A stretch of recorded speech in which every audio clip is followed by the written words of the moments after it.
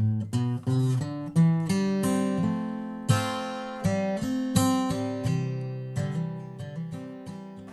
I'm Tricia, an organic gardener here at the San Francisco Flower and Garden Show with Kathy Brenzel, the gardening editor for Sunset Magazine. I'm so honored that you're talking with us today.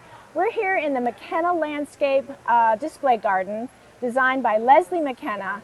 And this is an award-winning display. I think Sunset gave it an award, as well as other organizations have awarded this garden. Tell me what you think about it. Oh, Trish, there's so much I love about this garden. First of all, it uses water-wise plants in wonderful ways. There's Arctostaphylos and all kinds of things that are blooming and beautiful and unthirsty. The second thing is there are pockets of edible plants tucked in, used ornamentally. Really nice lettuces and kales tucked in among the flowers, and it's just a beautiful space. The third thing is the permeable paving with wonderful circles of rebar embedded. That is a permeable surface so the rainfall can get through to the plant roots that need it. And then so much of the garden is using recycled materials in very fresh ways.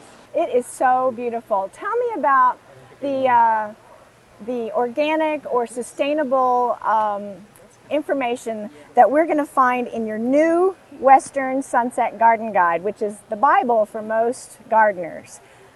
Well, Trish, there's just so much information in there, and for organics, really sustainable gardening is where people are going. They want to know what to plant to attract pollinators, butterflies, bees. What can they do to garden in a more earth-friendly way? And we carry that thread throughout the whole book. We mark plants that are water-wise. We have a list of water-wise plants, list of trees that can help you save energy by putting them close to the house, how to integrate edibles into your garden, make your own compost. Perhaps the most important thing is our list of how to deal with pests. And anybody who gardens knows that you get aphids sometimes. We always recommend starting with the integrated pest management approach, which is start with the least toxic things first. I would say, and this is a point we make in the book, if you choose plants that are adapted to your soil, to your exposure, to your climate, they're going to be happy from the get-go. You give them good soil, and then you bring out the hose in the spring when the aphids appear. That's really all you need to do. Well, I've heard that this has been a real project for your company and for all of your researchers. And I heard that there's 1,000 additional plants added from the last guide. Is that right? That's correct. There's a total of 9,000 plants in the book. Gosh. Many of those are new varieties.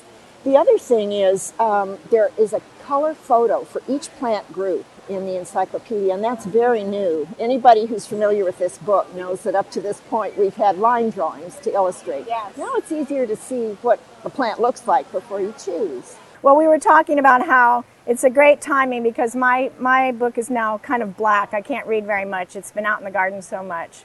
Back to this beautiful display garden, it seems like it's so sophisticated and maybe unaffordable for most gardeners to design something this elaborate. Oh, well, you know, the beauty of this garden is it makes use of recycled material in incredible ways. There are fences that are very contemporary, walls of laminated plywood that is used in a very contemporary way. There are old windows that create beautiful backdrops for the patio, and right here, just a little reading nook with, a little door that is windows. There is a wonderful bar of recycled wood. There is a couch that I love because it's easy to make out of recycled wood, and they just bought cushions to put on top.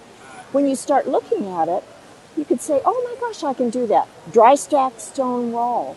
There's just so many good ideas in here. So it is affordable. It is affordable. And even the overhead is canvas, loops of canvas, rather than lath. What could be easier? Well, this again is designed by Leslie McKenna with McKenna Landscape, and it's a father-daughter team, and I think it's a very, very proud father. He deserves to be proud. Well, we are so happy that you're able to talk with us today. We love your magazine. We obviously love your garden guide, and I hope that everybody subscribes to Sunset Magazine as soon as you watch this little show. Thank you, Kathy. Thank you so much.